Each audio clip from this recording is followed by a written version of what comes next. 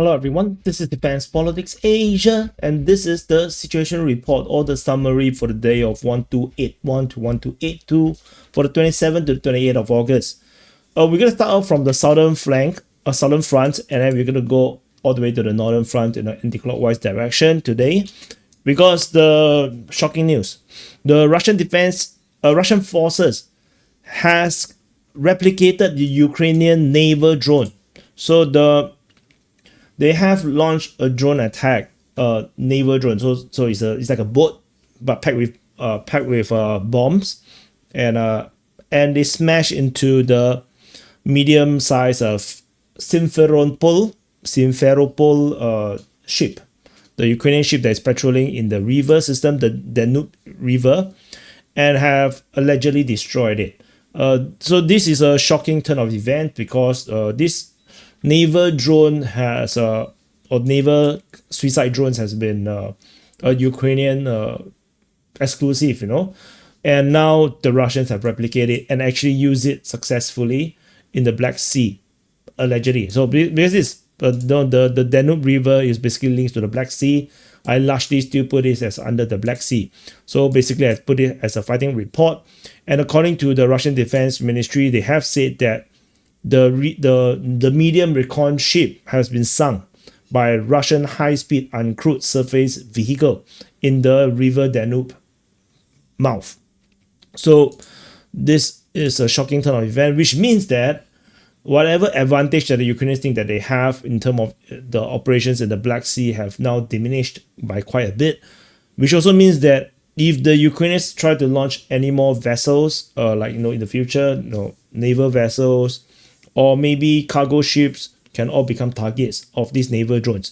So it's a replication or a repeat of the history, with the FPV drones, or the commercial drones used to drop grenades. Then after FPV drones, a lot of this is actually the Russians, the Ukrainians innovated it, and the Russians basically copied and managed to use it.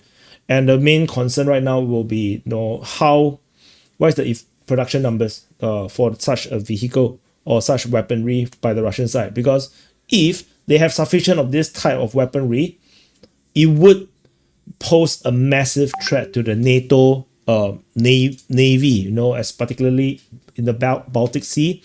I think the Russians could easily dominate it even without air power. So this is a interesting development. So which is why I wanted to start from the south. In the Kherson front or the Kherson front, there is no fighting being reported. We only have shelling being reported at Antonivka and Mikhailsky. So this base, of course, usually as per the Russian Defense Ministry, that is the one that is reporting this. This is Kherson or Kherson. So that's all from the southern flank or the Kherson front.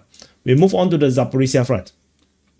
So this is Zaporizhzhia, and on Zaporizhzhia front, over in the Kharkiv and the Kanyamsky sector. So this is Kharkiv, this is Kanyamsky. So in this sector here, we have continued fighting in this sector here. Russian forces continue their attacks towards Primorsky as well as Vyselanka. But this could probably just be shelling because the Russians have not captured Stepnohursk just yet. Geolocation of Ukrainian forces over at Plavny was noted, whereas fighting is being reported over in Stepove, Pavlivka, as well as Novoandrievka. So the battles here, I would say, is still pretty sporadic. I think the main push is still this direction. The Russians focusing on Vyselyanka is first time. And we will see how this goes. Stepnohursk have not fallen, so until it falls, I don't think there's any threat for now of the Russians heading into the back line around here. So tentatively, not yet. So that's all from this Kayamsky and Orikhiv sector at the Zaporizhzhia front.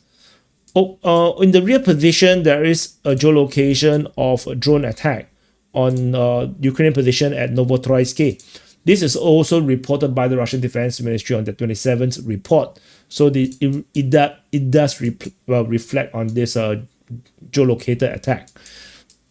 Over in the Huyaipole sector, So this is Huaypole. At Huaypole sector, the fighting mainly is being reported in the eastern part, where Levadne as well as Ohivske is mentioned.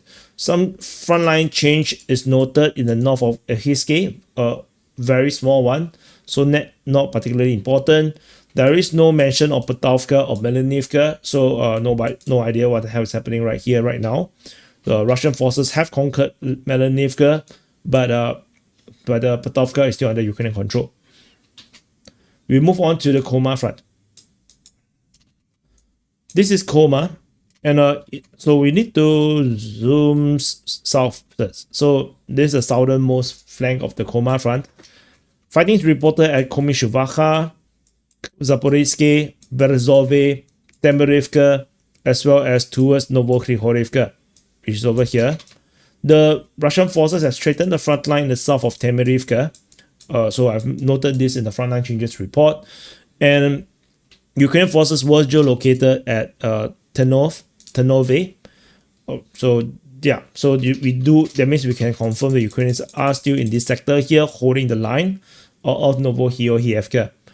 In the rear, there is some frontline change at Shevchenko. We will cover in a while. So that's the situation in this sector here. Yeah, pretty standard, I would say. Pushing up north, over in this particular sector. So let me see how do I. Okay, so there is fighting reported at Pidupne, Alexandrograd. Lisne is mentioned. Probably an attack through the forest and across the river is possible. It's not impossible that could be happening. Fighting is reported at Voskresenka, Sishneve, Melievka. There is a frontline change with Ukrainian mapping disclaiming the certain grounds in the northwest of Shevchenko.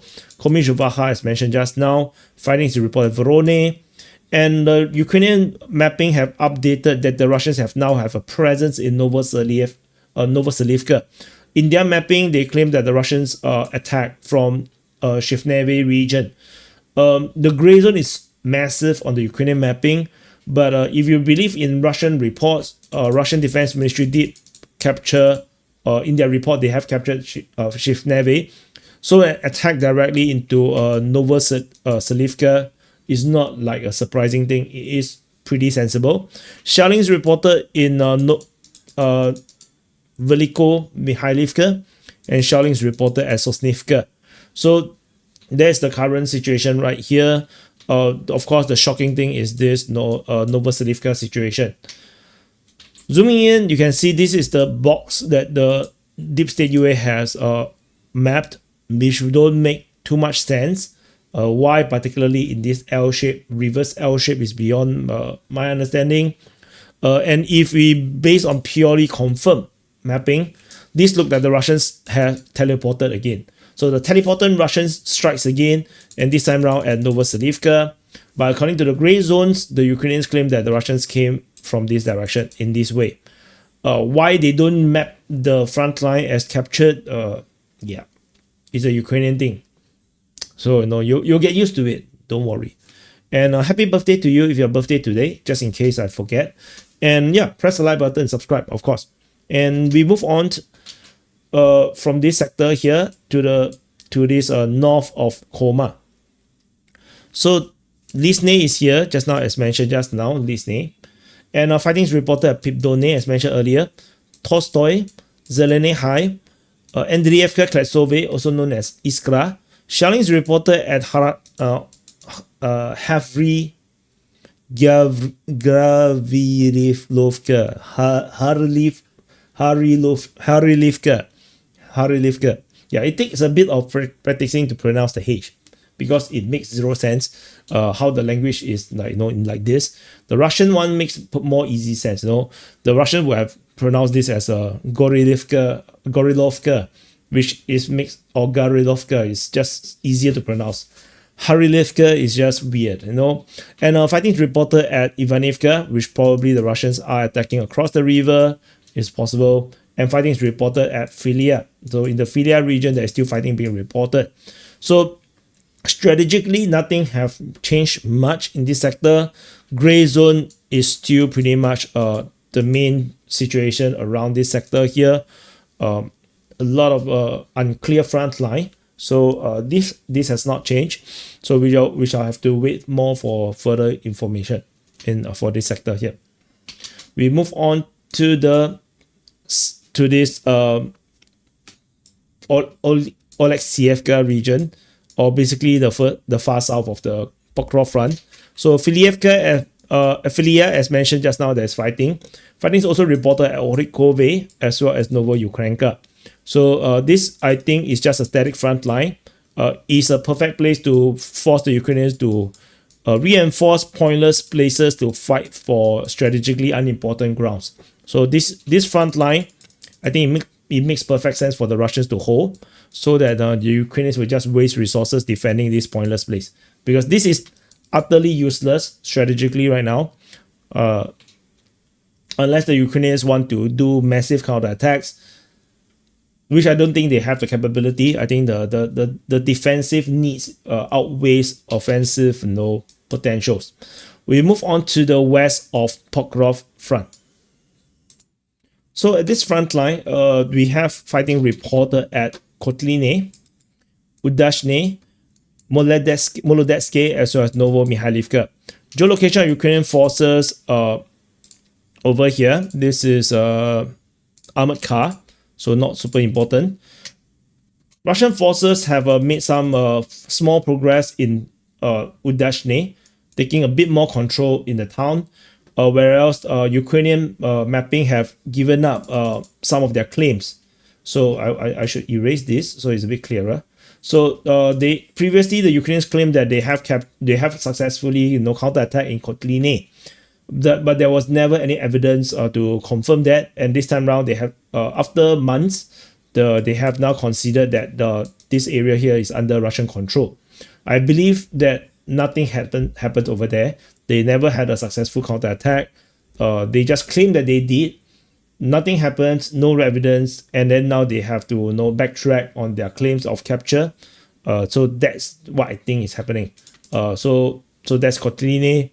So yeah, nothing particularly very special. I think this line here is just a skirmish line, where the Russians are just attritioning the Ukrainians, not particularly very important per se. And meanwhile, 12 minutes in. So let me know what you think with this kind of format. Very macro. We talk about big picture situation. I don't zoom in. So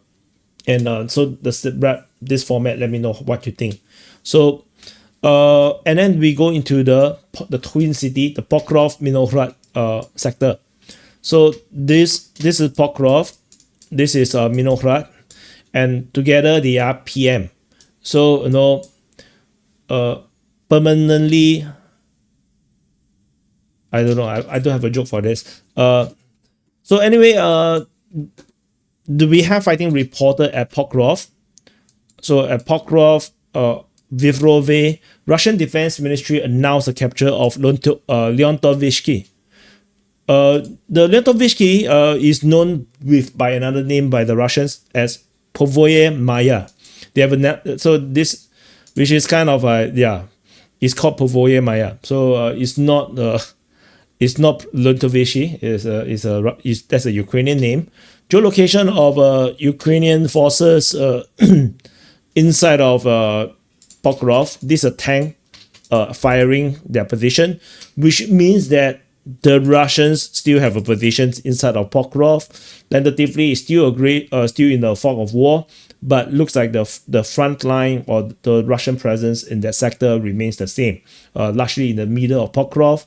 So, however, I don't think the Russians fully secured the west, the south, and the center south of the Pokrov yet.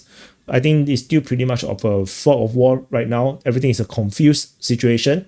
So the Ukrainian tanks was deployed into Pokrov to try to re-secure the center of Pokrov, but I think they met they are contacted by the Russian troops, so fighting ensued. So tentatively, I think the situation of Pokrov is still a big mess. In the south of Pokrov, fighting is reported at Novoukrainka, Chunishine, Novopalivka, Russian forces secured Dachenske, which is fighting is being noted by the Ukrainian Defense Ministry. The Sivka also have fighting along with Sukia. So this, I won't be surprised if the Russians really want to make this front line work, something like this, with this push all the way to this line, to this defense line, or this new forward line. I think it's possible that the Russians want to do this. Fighting is also reported at Mykolaiv, Promin, Balahan, Minohrad, Mariolubivka. Ukrainian forces geolocated in the south of Novoekonomishny, confirming the Ukrainians have successfully counterattacked into the south of Novoekonomishny, getting close to Mykolaiv. So that's the sector in this area here. The zoom in version I already mentioned in the frontline changes report. I think that's the reason why, I don't want to zoom in and we say the same thing again. I highly encourage you to watch the frontline changes report so that SITREP and the frontline changes report is different enough, that it's worth watching both. So moving up north from this sector into the north of Minohrad. So this also known as the head of the evil rabbit. There is fighting reported at Mayak, Volodymyrivka, Dorozhny, Bilitske. Russian forces have expanded their zone of control around Suketske based on the Russian mapping. This is not corroborated yet. Fighting is reported at Rodinske, Siversk Lyman, and Novoekonomishny. So that is the situation in this the head of the evil rabbit. And why is this the head of the evil rabbit? Because the rabbits have long ears, and the long ear is on top of here. This is the long ear. So this is the crooked ear of the evil rabbit. Fighting is reported over at Toretsk, Kusherivya, Zoloty Kolosies, Rubizny, Stepi, as well as Novotroysk. So all these attacks, take it with a pinch of salt, because it could be shelling, it could be attack. It's very hard to tell because it's still pretty much in the fog of war. As you can see, the front line did not change at all in a long time. I think even in pro-Russian source, Ryba's mapping, they just draw one big egg here and then they just say fighting. That's it. They also do not know where the front line is. So just to put a bit of details, the Russians mentioned Novotroysk. They also mentioned Zoloty Kolosies. Kusherivya is mentioned by Ryba. Rubizny is mentioned by the Ukrainians. Stepi is mentioned by the Russians. So at least we can confirm that the front line here is firm. So this area here is definitely where the front line is. And then Toretsk is mentioned by the Russians. So it could be shelling, it could be an attack. It's really hard to say. Kusherivya and Zoloty Kolosies most likely is exact attack by the Russians because of Rubizny. Because the Ukrainians mentioned Rubizny, then the Russians must be in this sector here. So fighting in this sector here makes sense. Further away from like Novotroysk is a bit far, so it's a bit harder to tell. But we previously have geolocation of Russians at Petrivka, so it's not like it's impossible that for them to be there. Dobropilia was mentioned by the Russian Defense Ministry. There's some probably shelling. We have to. You also have to note that Dobropilia was mentioned rather prominently in the Russian reporting when the initial breakout happened. They mentioned that the Russians is heading towards Dobropilia and they were pretty close. But we have no information about this in a more concrete sense. So that was the rumor. So yeah. So just remember that there's always this possibility that the Russians have gone far. But tentatively, the fact that Novye Shakove is not mentioned to be captured, neither is Dorozhny, as the fighting is still being reported here. Vuhledar was mentioned by the Russian Defense Ministry as well, which means the front line is still pretty much in this sector. So the Russians can't possibly at Dobropilia unless they do some teleporting again. So that's all from this sector. And then we move on to this the old northern flank of the Pokrovsk front. So Toretsk is mentioned just now. Volodymyrivka is being mentioned. Mayat. Fighting is reported at Pokrovsk and Rusinya. So this line here is already pretty static. I don't think much is going to happen for now in this sector here, as the concentration is still pretty much in the evil rabbit phase and years region. We move on to the next front line, the Toretsk front. So this is the city of Toretsk, and so the fighting is still being reported in this front line. In the past 2 days, fighting is being reported at Alexandro Shutini. Fighting is reported at Nelipivka. Russian Russian Defense Ministry announced the capture of Nelipivka. Geolocation of Russian forces means that in the south of Nelipivka means that the Russian forces have basically closed down the zone. So I think I need to redraw this. It looks a bit confusing. So they have closed down this opening, and on top of the Russians have already mentioned that they have captured Klebanbik and Katerinivka. So the Ukrainian salient here has effectively become a massive operational encirclement, if not a full-fledged encirclement. Fighting is still being reported at Klebanbik and Katerinivka, according to the Ukrainian Defense Ministry, I think. No, it's by Ryba. So I think the fighting may not be actually happening here, because Ryba's report is basically talking about they do not believe the Russian Defense Ministry's words. They are in their line. The fighting is still happening over at Katerinivka, which we can see in the mapping here. The Russian mappings do say some fighting and some advance in this sector. Geolocation of Russian forces in the north of Shebrenivka is noted, but you can see the activities around this sector is just very heavy. Fighting is also mentioned at Plichievka, so you can see it's very, very busy. I think I should zoom in a bit more so that it's easier to see. Shebrenivka is still being mentioned. Fighting is still being reported at Toretsk. These are all Ukrainian reports, except for Ryba's mention of Shebrenivka. The Russian Defense Ministry already don't talk about this. Because they already announced the capture of Shebrenivka since the 14th of August. So yeah, so a bit of zoom in. Nelipivka is declared captured by the Russian Defense Ministry, so is Klebanbik and Katerinivka. Russian mapping, the pro-Russian mapping is only up to this point. So Russian forces, there is still, in terms of information, we are still lagging behind. Geolocation does confirm the Russians are in this sector, so is this area here that the Russian forces have advanced. So, and Plichevka is mentioned, probably a fighting reported from Nelipivka directly there, or an attack directly in the direction of Plichevka is possible. So, and the Ukrainian openings in this sector here is now really like it looks really bad. I'm not sure how to even draw, how do you even make sense of this advance or resupply route. Like, it's just suicide mission. So anyone that is defending at Shebrenivka further south here, or in the north of Novospassky, is just condemned. They are just condemned to death. So unfortunately, that's just what it is. We move on to the Bakhmut front. So in the Bakhmut front, it went really quiet. There's nothing over here. Nothing is over there. Over in the west of Bakhmut, we have shelling reported at Konstantinivka, as well as fighting reported at Tuposhki. That's all from the Bakhmut front. We move on to the Siversk front. So the Siversk front and the southern part of the Lyman front. So this is Siversk, this is Lyman. So, and now there's the river, the Seversky Donets River around here. This is the Seversky Donets River.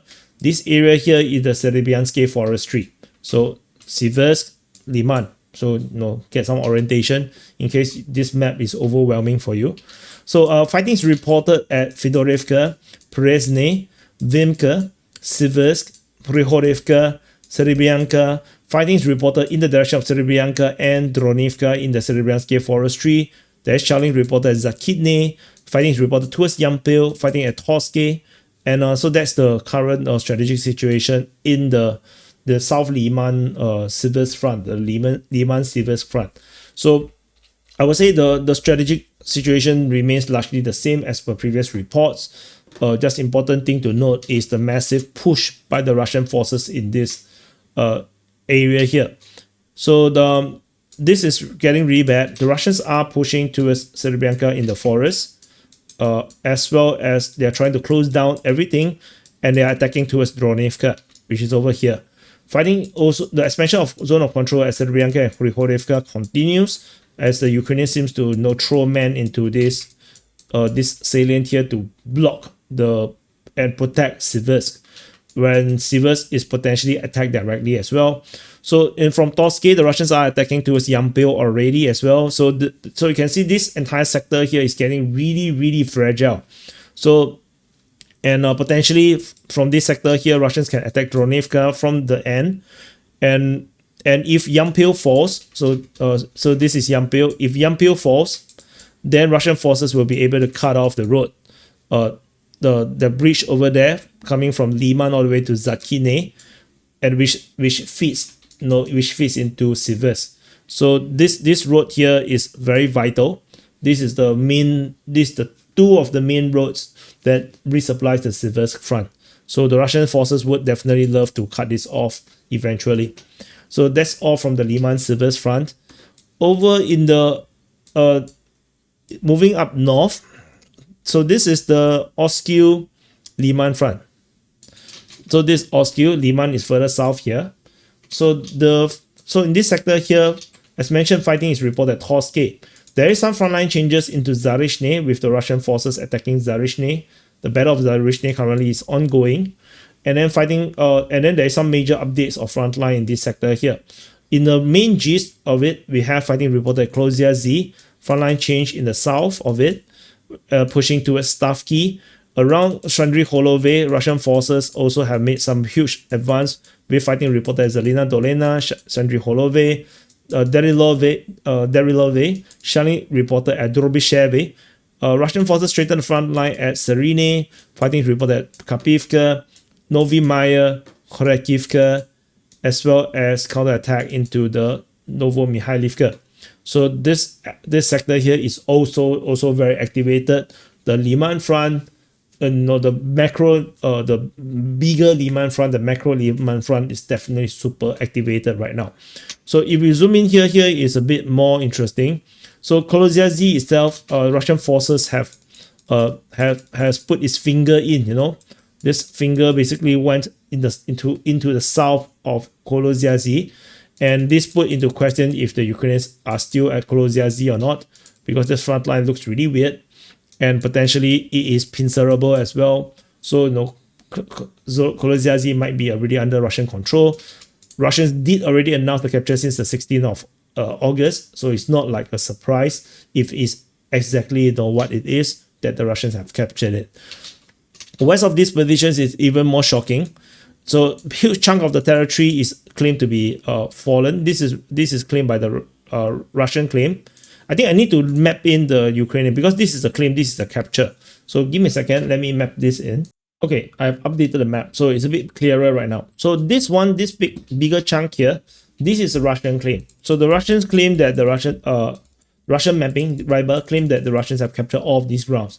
Ukrainian mapping actually corroborates parts of it, saying that the Russian forces have captured these areas here, in the north of this gully, as well as this big appendage and this sharp knife cutting into these Ukrainian lines, into the southeast of Shandry Holove. So these are all very interesting developments. So we shall see how these continue to develop. And then not to mention this is a Russian claim of Russians straightening of the front line of Serine. So we'll probably see the increased battles over Shandry Holove. So so let me use another color. So increased operations on Shandry Holove as the battle continues, with potential third vector of attack developing in the southeast, and the Russian pushing further southwest into the Darilove. So Darilove is around here further south. So So this is this Darilove. So and then Novoselivka is just nearby. So yeah, we can also see a potential development into an attack into Novoselivka, and this is just going to be a big headache for the Ukrainians, because the entire strategic situation here is horrible, and it looks like they are losing grounds. The entire front line here looks like it has collapsed. So wrong color. The Ukrainian front line here looks like it has collapsed. So this push is currently happening. So we shall continue to monitor. The Russians are getting close to the previous line. The old front line in this sector here is along the river. It was like this. It was along the river. The furthest the Russian went to in this sector is Svetohorsk. And there was shelling at Prishep as well as Dohorodeshne, which the Russians did try to cross and failed. So the Ukrainians managed to hold this line all the way, and then they counter-attack back as they do the massive counter-attack in the Balaklia offensive. So the Russians are getting really close to where the old front line used to be. We move on to the next front line, the Borova front. This is Borova. At the Borova front, action seems to be concentrating over in the north of Borova front, with fighting reported at Zarizove, Bohuslavka, Lozova, some strengthening of front line based on Russian claims, and fighting reported at Boryska and Drievka. Geolocation of Russian forces in the region confirming the Russians' presence. Otherwise, there's nothing particularly stands out for me. I think the Russians are trying to consolidate the positions in this sector here, but I think the Ukrainians are putting a lot of resistance, so the Russians have not been successful. Moving into the Kupiansk front. Kupiansk is a bit quiet since the last updates about the Russians' capture at Sobolivka and Makovka. So far, it is radio silent. We have fighting reported at Holubivka, Kupiansk, and Sinkivka. Geolocation of Ukrainian forces at Pristine was mentioned. There was a massive airstrike. A 3,000 kilo bomb was hitting a Ukrainian position at Pristine, but that's all. So it's rather quiet for the past 2 days at Kupiansk. We move further up north into the Voreshna front. At the Voreshna front, we have fighting reported at Zaporizhzhia, Koloziezhny, as well as Kanyamka. So that's all. Nothing very particularly stands out. This is pretty routine at this moment. Over at the Milove sector, in this north of the Voreshna front, this is like adopted by the Voreshna front. This is totally very un-Voreshna. It's just that it has some relations to the Voreshna operations. Fighting is reported at Milove and Ambarne. So that's all. No developments noted in this sector here. And we move on to the next front line, the Kharkiv front, or the Kharkiv front. This is Kharkiv, or Kharkiv. So this is the Kharkiv front. We have shelling reported at Melanivka. This is a very reluctant mapping because I cannot find a freaking Melanivka near in the front line here. It's part of supposedly part of the this Kupiansk region. I have no idea where it is.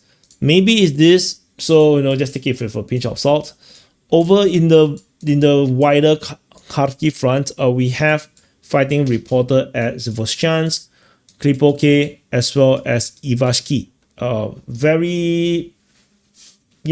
These just skirmishes. I don't think there's anything worth talking much about. Geolocation of Ukrainian artillery was hit off the Nova Kozasha. So that's all. That's all from the Kharkiv front. We move on to the last front line, the Sumy front. And this is Sumy. And at the Sumy front, this is Sumy. The fighting is reported in this. So I will zoom in a bit. So Tekino sector, I just want to note there's nothing happening around Tekino. So that we can put that to rest. Fighting is reported at Satki, Yunakivka, Marine, Novosich, Varkine, Andrievka, Kindrativka, as well as Pavlivka. So that's the main action at the Sumy front. Nothing special. No, everything is routine. So it is pretty much routine for now. And in the far reaches of the border in North Sumy, we still have fighting being reported here. So Stara Huta or Staraya Guta is still mentioned by the Russian Defense Ministry for both days. So this is a continuation. This place has been mentioned many times. Maybe the Russians have infiltrated the forest in this sector here, and they are attacking and harassing the Ukrainian forces to force them into reinforcing these areas here to draw attention away from the main fighting area. Potentially, this could also be a preventary, where maybe the Ukrainians have gathered some forces in this sector here, trying to infiltrate into Russia through the forest and conduct hit and run or sabotage mission. That is also possible. So no idea why the fighting is in this sector here. So just take it with a pinch of salt. We'll continue to keep a lookout. I wonder if there's any military bases around here. I didn't really do much research on these possibilities, but I mean, this looks like a perfect place for some USSR Soviet era base. And that's it. So that's about it. So thank you for watching. So this is the summary for the day of 1281 to 1282 for the 27th to the 8th of August Ukraine war SITREP, and for the Russian-Ukraine war. So thank you for watching. Press the like button, subscribe. Arigatou gozaimasu. Happy birthday to you again if your birthday today. And for those that watch this point all the way to the 36th minute, you are the hero. Give yourself a pat. No, not a pet. Like don't buy a pet. No, don't buy cats and dogs and rabbits. I mean, just touch your back. A pet. And I'll see you guys in the next update.